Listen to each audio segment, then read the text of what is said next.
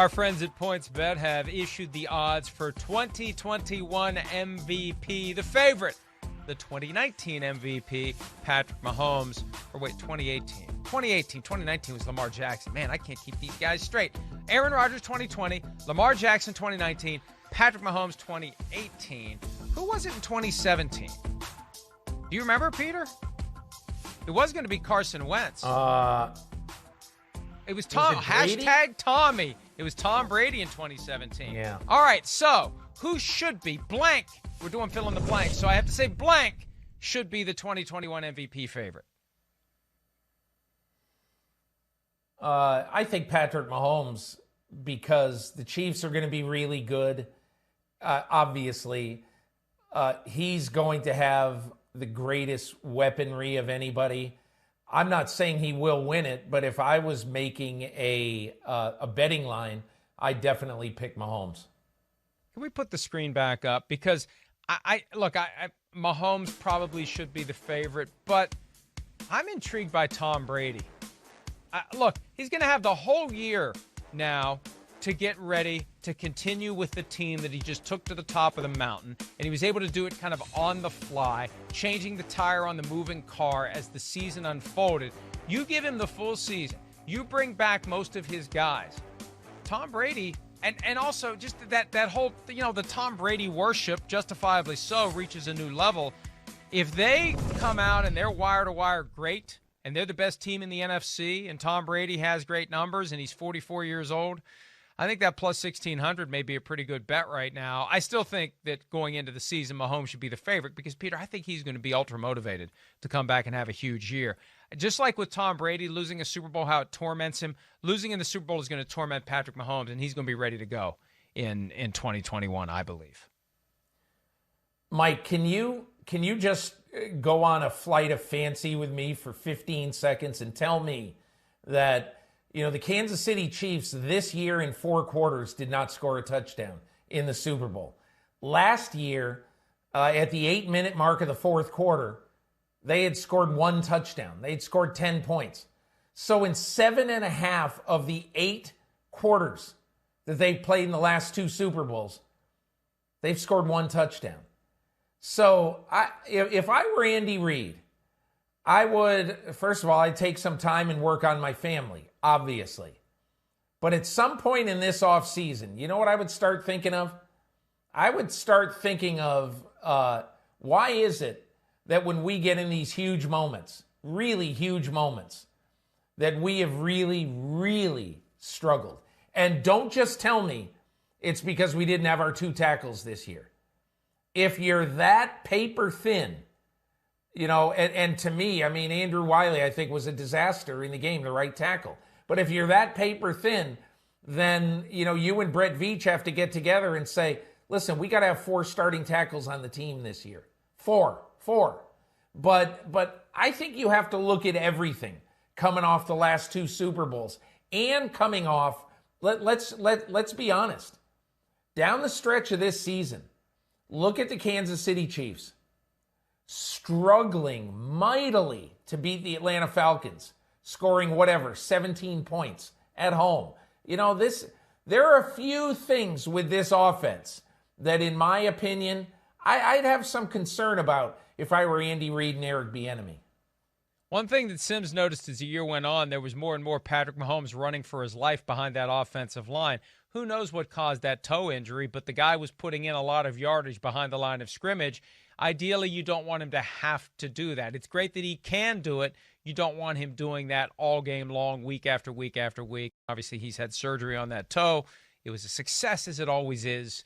We'll see whether and to what extent that affects him in 2021. But I think he's going to be determined, more motivated than ever. And, yeah, the Chiefs need to have depth. That's one of the keys. When Patrick Mahomes does that contract that leaves money on the table, one of the things you leave money on the table for, Peter, is depth, is having quality backups behind your starters. So when someone does get injured, as it inevitably will happen, you don't have a huge drop-off, and you don't have a quarterback who is getting harassed even more than usual in the Super Bowl like we saw him do 8 days ago. All right, blank first MVP in 2021.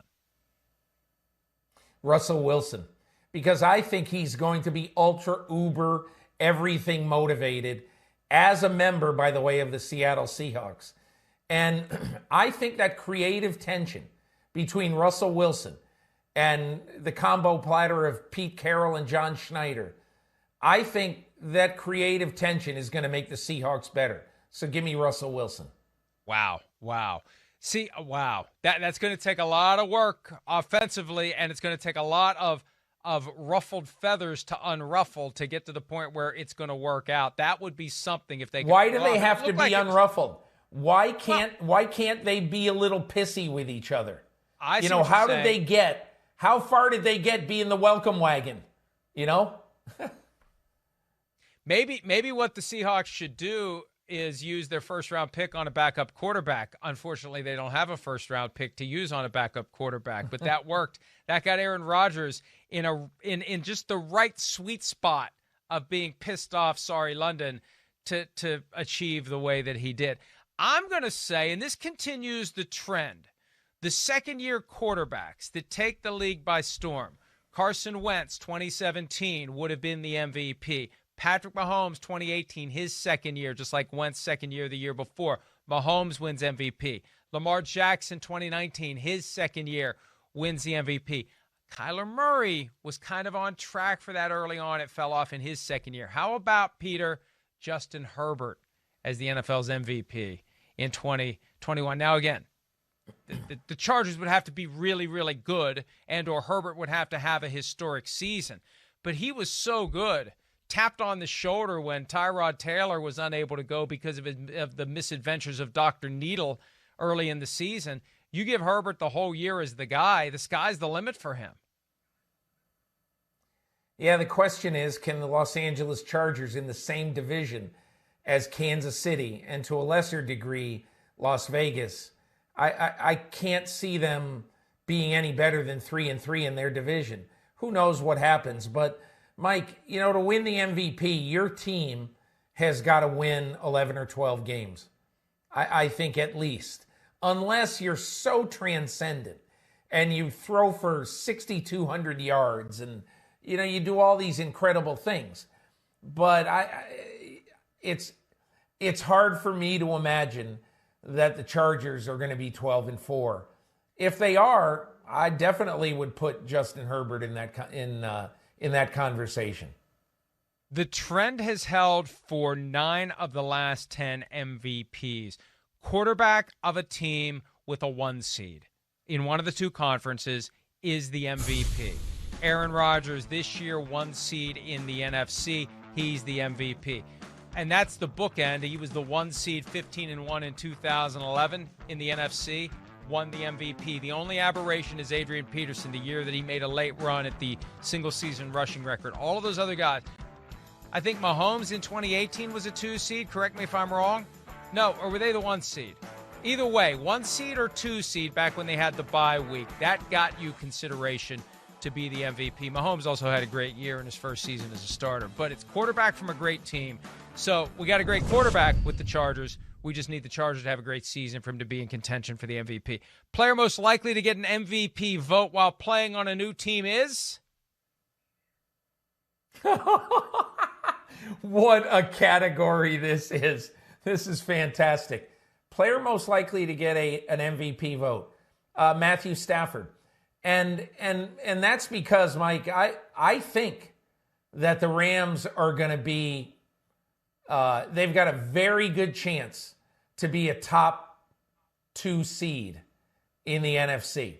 Because what were they lacking? They were lacking consistent quarterbacking. Now, look, they're without Brandon Staley. I think Raheem Morris is going to go in there, and he's going to be really, really good for that defense. I thought that was an excellent choice as coordinator. But to me, Mike, I think Matthew Stafford is going to have a giant season playing under a coach who's going to be determined to say, hey, listen, you see what we've been missing? Watch us throw the deep ball this year. Yeah, that's a great one. And you know what? I'm also intrigued by where Carson Wentz lands. If it's Indianapolis, the team could be very good. The division seems to be taking a step backward. Wentz as a potential MVP candidate, if it clicks with him and Frank Reich, that would be something. Could be an MVP candidate and comeback player of the year candidate, although it reminds me of something that Shereen Williams said when Ryan Tannehill won it in 2019. Coming back from what? Sucking? Which I guess that's still comeback player of the year. You stink one year and you're good the next year. You're making a comeback in some way, shape, or form. I'll say Carson Wentz just for fun, although I agree with you, Matthew Stafford's more likely. The most likely non-quarterback to get an MVP vote is who? Say that again, Mike. The most likely non-quarterback to get an MVP vote is who? I think what I would say to that one is Stephon Diggs. Because I think Stephon Diggs, he's really found his sweet spot with that quarterback. And Josh Allen to Stephon Diggs, I mean, it's entirely possible. You know, we just voted a guy into the Pro Football Hall of Fame in Calvin Johnson, who had the greatest season that a wide receiver ever had. But I want you to think of something for a second, Mike. Do you realize that no player in NFL history, no wide receiver, has ever averaged 125 yards a game? Now, does that seem absolutely outrageous? It doesn't to me. And I realize the consistency you'd have to have is absolutely great. But I think right now, with the bombs away mentality of Josh Allen, I think he's going to be better next year, and he was damn good this year. I think Stephon Diggs has a chance to be the NFL's first 2,000-yard receiver. Hey, Peter, he's only going to need 117 this year because it's going to be 17 games. I mean, I think it's doable. Doable. I remember this must have been 10 years ago when I asked Aaron Rodgers when the explosion of quarterback numbers, and I said to him, how far away are we from a 6,000-yard passer? You know, a 6,000-yard passing season. At the time, I think, I forget. I think Matthew Stafford had just thrown for 5,000 or something. But I mean, you know, people were edging over 5,000. And he said, oh, that's too much. And I forget what he said, but he was very dubious. And I think his point was pretty interesting. I mean, as I extrapolated it later, you got to average 375 passing yards a game, which is just absurd. You almost have to run the run and shoot. But I do think that it is doable for a receiver, you know, to average 125 yards a game. Very hard, but doable. And if that happens, the guy in football right now I see having the best shot is Stephon Diggs. If he had a 2,000-yard receiving season, he'd get an MVP vote. Let me pick another guy who's connected in a roundabout way to Stephon Diggs, because the Vikings traded Diggs and then used a first-round pick on Justin Jefferson, who exploded once he finally got onto the field. The first couple of weeks, they didn't know what they had. He didn't play much. Gary Kubiak put him in the starting lineup week 3. He breaks Randy Moss's record for receiving yardage by a rookie with the Vikings. Justin Jefferson could have a gigantic year. There's going to be a ton of pressure on this Vikings offense. They opted for consistency by elevating Clint Kubiak, who's going to run the same system his dad did. Gary retired this year. And they're going to need to get the ball down the field. And Justin Jefferson has proven that he can be very dynamic in that offense. Year 2 for him. Trust him from week 1. Adam Thielen to take some of the heat off. Dalvin Cook getting the rushing yards. Justin Jefferson could have a huge year, and he could be a guy who gets an MVP vote. All right, last one. We'll first hear, did you know Russell Wilson has never had an MVP vote in which week of the season, Peter? Say that one again? We'll first hear the quote, did you know Russell Wilson has never gotten an MVP vote in what week of the season? Yeah. 3.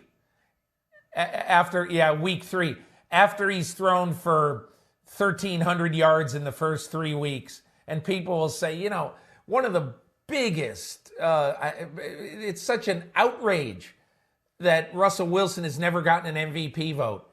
And I will kind of very calmly explain to every person and say this, you know, there's 50 voters and you only have 1 vote per year. So there have been 450 MVP votes since Russell Wilson was the 75th pick in 2012. But if you go over every year, I can't find a year where I would have voted for Russell Wilson or even close for MVP. I shouldn't say even close. I mean, he would have been in my top 3 or 4 a couple of times. But it's just not outrageous. It's peculiar, but it's not outrageous. I wonder how much of that is motivating this push for whatever it is he's looking for. He wants the offense to run through him. You're not going to be the MVP of the league if the offense doesn't run through you. And here he is entering year 10, and he's never even had a single MVP vote. That has to, these guys are so competitive in everything they do. It has to drive him nuts that he's never gotten an MVP vote. So I think we'll hear about it week 1 this year. It's so well known. He'll be having a big performance, and they'll say it during the game. Whoever the Seahawks open the season with, it'll be brought up during the game that Russell Wilson's never had an MVP vote. All right, that's that. Hi, I'm Mike Tirico, and thanks for watching. Make sure to hit subscribe for the latest news and highlights from NBC Sports.